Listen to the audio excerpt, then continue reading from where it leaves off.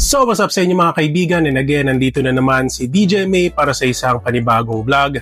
And I know guys, sobrang tagal ulit bago tayo nakapag-upload ng video, but meron akong gustong ibahagi sa inyo na isang experience ko sa isang kaibigan natin na talaga namang natulungan din natin siya, and at the same time, itong istorya niya i-share natin sa inyo, especially sa mga viewers natin na interested sa YouTube automation. Nowadays guys, yung YouTube automation, isa sa pinakabagong meta dito sa YouTube kasi dun sa mga content creators na mahihiyain, dun sa mga gusto mag-vlog na nahihiya, no, humarap sa camera or magpakita ng kanilang physical appearance, no. Madalas nang pumapasok sa YouTube automation, ito yung mga content creators na may skills talaga sa editing, and at the same time is yung kaya nilang gumawa ng vlog, kaya nilang mag-transform ng another video to another content. At dito guys sa vlog na to, ibabahagi ko sa inyo, katulad nung sinabi ko kanina, kung paano ko nakilala itong tao na to, and at the same time, no, na talagang may pera sa YouTube automation. Kaya masasabi ko na ito ang bagong meta dito sa YouTube. Kung titignan nyo po yung live stream natin guys, no, nag-live tayo like weeks ago, at may mga viewers tayo na talaga namang nanonood doon sa live natin, at eventually nagtanong ito sa akin, doon ko din siya nakilala, nagtatanong siya about sa Google AdSense, paano ba pwede makuha yung sahod kasi kompleto na siya sa tax information, na-verify na din yung Google AdSense account niya. So talagang kulang na lang po siya sa payment method or wala siyang bank account. After ko mag-live, nag-reach out siya sa akin at nag-message siya sa akin sa Facebook. And guys, wala tayong babanggitin na pangalan dito. Hindi rin natin babanggitin yung channel name niya sa kadahilanan na aalagaan natin yung algorithm nung channel na yon, kasi humingi ako ng permiso sa kanya na kung pwede ko sana sabihin yung channel niya, pero yun nga, naintindihan ko naman kasi ako, gumagawa din ako ng YouTube automation and never ako nag-promote ng channel name ng ibang mga channels ko. Okay? So, ganun kasi guys ang nangyayari pagka prinomote mo siya sa local audience, so nagkakaroon siya ng sabihin natin audience sa Pilipinas, which is ang inaalagaan kasi nung channel na yun ay yung viewership niya sa ibang bansa. Okay, kasi sa mga di nakakaalam, malaki po talaga ang bayad ng viewership kung galing po sa ibang bansa yung manunood sa inyo. Kahit dito kayo sa Pilipinas gumagawa ng content. Okay? So, nag-message siya sa akin at parang gusto niyang humingi ng tulong about sa kanyang sahod, lalo na kompleto na siya, ang kulang na lang po sa kanya yung payment method. So in short guys, gusto niyang hiramin yung bank account ko. Okay?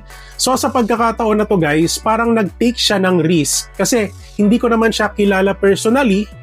Okay, at maaring baka iskamin ko siya, lalo na kung ako yung tipo ng tao na loko-loko or tarantado talaga. Okay? But nag-take siya ng risk, okay, para kausapin ako, para humingi ng tulong sa akin na DJ May, baka naman pwede na makigamit ako ng bank account mo. Kasi sa mga di nakakaalam guys, na dito po sa YouTube, pwede kayong gumamit ng bank account ng ibang tao. Okay, kahit hindi po under ng pangalan nyo.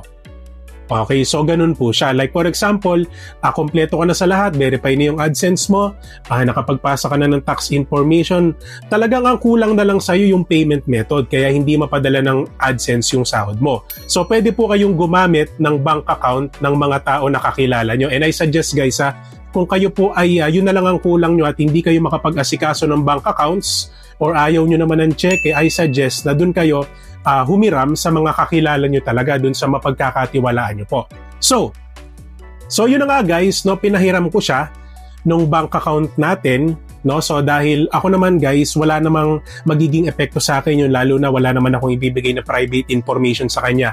So talagang bank account number ko lang at saka yung bank account name, and of course yung SWIFT BIC code nung bank na yon. So dun sa mga di nakakaalam guys, yung SWIFT BIC code, ito po yung code numeric number ng every banko na meron tayo dito sa Pilipinas, at guys, general po yon. Okay, so pare-parehas po yun, depende po doon sa bangko na meron kayo. Pwede nyo pong i-search yung SWIFT BIC code ng mga bangko nyo sa Google mismo. So guys, dumating na po yung November 22, but unfortunately guys, napatapat siya ng weekends kasi yung November 22 is Sabado, yung November 23 Linggo. So to make this short, pumasok po yung sahod namin sa aking bank account, which is November 24 yon, which is Monday. Okay? So, ibig sabihin guys, no, yung sahod niya at yung sahod ko pumasok parehas doon sa bank account ko. So, ganun po siya. So, like for example, ginamit mo yung bank account ng kaibigan mo or nung kakilala mo, makikita mo naman sa record kung saan galing or sino yung nagpadala, which is sa YouTube kasi guys, remittance score, yan yung isang sign na sa YouTube siya galing. Okay, kung kayo po ay merong tinatawag na wire transfer process or dito sa YouTube, ang gamit niyo po ay wire transfer or via bank account. Nakita mo ang crush mo sa Popolive kaso wala kang coins para mabigyan mo sana siya ng gifts. Kung mura, maasahan at ligtas na recharging platform ang hanap mo, bisitahin mo ang CocoDP.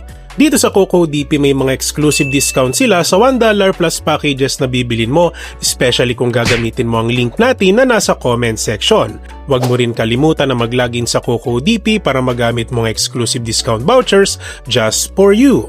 Dito sa CocoDP, hindi lang live streaming apps ang meron dito. May games din like Delta Force, Free Fire, Genshin Impact, Honkai Star Rail, Mobile Legends, Love and Deep Space, Marvel Snap, PUBG Mobile, and many more. Ngayon, tuturuan ko kayo kung paano kayo makabili ng Popolive coins dito sa CocoDP. First, click nyo ang Popolive. Step number 1, put your user ID number. Step number 2, pumili kayo ng package na gusto nyo.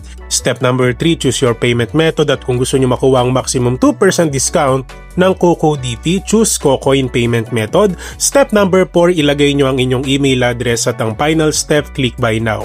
So guys, wala pang 30 seconds, marireceive nyo na ang package na binili nyo at pwede nyo itong i-check sa accounts at mga email nyo. Kaya ano pang hinihintay nyo, visit CocoDP today for more info. Okay, so minessage ko siya, ipinasa ko sa kanya yung sahod niya ng buo.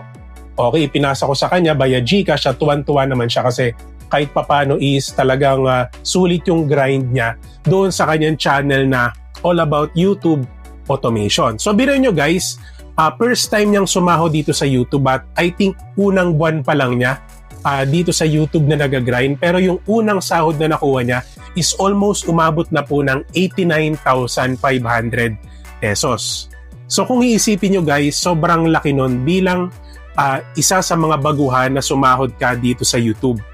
Okay? So, ganun katindi ang YouTube automation kung gagawin mo siya sa tamang paraan. So, ang nangyari dito guys, parang binigyan niya ako ng small cut which is nagpapasalamat naman ako sa kanya. Salamat sa iyo Utol kahit papano no, maagang papasko sa ating channel. And ayun na nga guys, no, dumako na tayo sa ating topic na yung YouTube automation kasi isang proseso siya ng paggamit mo ng iba't ibang tools para ma-transform ang isang YouTube video to another content. So, dito guys, hindi ko ipapakita yung channel name niya pero bibigyan ko kayo ng idea dun sa mga shorts na ginagawa niya kasi mostly guys, nakapokus ang channel na to sa shorts. And kung titignan nyo po dito guys, hindi po talaga sa kanya galing yung video. So maybe kinuha niya po sa ibang platform, maybe hiniram niya sa ibang content creator. But ang isa sa napansin ko dito guys is naka-upscale yung editing. Maganda yung proseso ng transition niya at talagang naka-upgrade yung editing niya sa bawat video. Pati yung font guys, halatang may effort dun sa mga font na nilalagay niya doon sa shorts at dun sa music na ginamit niya. Ibig sabihin nito guys na even though hindi sa kanya yung videos na ginamit niya but na-upscale niya, napaganda niya yung kalidad ng video and talagang nagkaroon siya ng parang bagong content na transform niya into a new content. Yung mga video na yun, like for example, yung ranking niche, yung top 5 or top 10 rankings, depende doon sa kung ano yung nature ng content na yon. So nagawa niya ng paraan para makapag-produce siya ng bagong content gamit yung mga videos na yon. So hindi po totoo na pagka gumamit kayo ng video ng iba is madedemonetize kayo or bawal siya sa YouTube. So guys, pwede kayong gumamit ng video from another content creator or from another platform. Basta po talagang dapat yung editing nyo is talagang standard or let's just say na dapat skill kayo pagdating sa editing para kahit papaano makapag-produce kayo ng bagong content doon sa video na yon. Kasi guys, ang madalas na nagiging mali po ng iba rito is gumawa man sila ng YouTube automation or let's just say mag-focus sila sa YouTube automation but still kulang yung editing na ginagawa nila, hindi talaga pasok yung transition or talagang nade-detect pa rin ng YouTube na hindi sa kanila yung video, hindi man lang in-upgrade yung editing or yung video quality. So yun yung mga nagiging dahilan para hindi magtagal ang isang channel na nakapokus sa YouTube automation. So that's why dun sa mga papasok sa ganitong klaseng niche, make sure na talagang dapat is pinag-aaralan nyo yung iba't ibang klase ng editing kasi magkakatalo po talaga yan guys sa editing. Okay, kahit ano kasing sabihin nyo na bagay sa mga content creators na gumagawa ng YouTube automation, as long as well edited or talagang skill editor sila pagdating sa mga videos na even though hindi kanila, is tatanggapin po yun YouTube or mamomonetize talaga yung channel na yon. So katulad nung sinabi ko guys, dapat talaga mag-exert kayo ng effort, mag-invest kayo ng time na pag-aralan yung iba't ibang editing skill dito sa YouTube kasi katulad nung channel na shinare natin ngayon na talaga namang nag-invest siya ng sobrang daming time para pag-aralan yung iba't ibang high quality editing at mai-share niya sa akin guys na ang gamit niya lang guys sa pag-edit ng video ay cellphone lang. Okay, so hindi siya gumagamit ng desktop, hindi siya gumagamit ng high-tech na gadgets, high-tech editing software, no? So talagang ang gamit niya lang guys dito ay yung kanyang phone. At yung editing software na i-share niya din sa akin, isa yung ginagamit niya ay CapCut, which is yun din yung gamit ko na editor ngayon. Okay, yun yung gamit ko na editing software. So, ibig sabihin nito guys, nag-invest lang siya ng time na pag-aralan yung YouTube automation at ito na nga yung nangyari. Nagbunga na lahat ng pag-grind niya dun sa mga shorts na ginawa niya. At ako mismo guys, yung parang saksi na talagang nakita ko yung sahod niya. Na talagang daig pa ako kasi yung sahod niya guys, almost umabot na ng 100,000 pesos. 1 month pa lang po yan. Samantalang ako kasi guys, yung sahod ko dito monthly sa YouTube, umaabot lang ako ng 10 to 20,000 pesos dito sa channel na to. Okay, pero dun sa ibang channel natin guys, hindi ko muna siya mai-share kasi under process pa din siya. Pero ayun na nga guys, gusto ko lang ibahagi sa inyo na yung YouTube automation, isa siya sa pinakamagandang niche or content na pwede nyong gawin dito sa YouTube or proseso na pwede nyong gawin sa mga channels nyo, lalo na kung kayo po ay mahiyain sa harap ng camera or ayaw nyo talagang i-reveal yung sarili nyo. So YouTube automation is the key guys, pwede nyong gawin yung ginawa nung kakilala natin. Okay, so yun lang naman guys. And kung sa tingin nyo marami kayong natutunan sa vlog natin na for today, don't forget to subscribe my channel, DJMA, for more videos like this. At syempre guys, hindi natin kakalimutan yung pa-shoutout sa ating mga solid viewers na nag-aabang ng vlogs natin guys every week.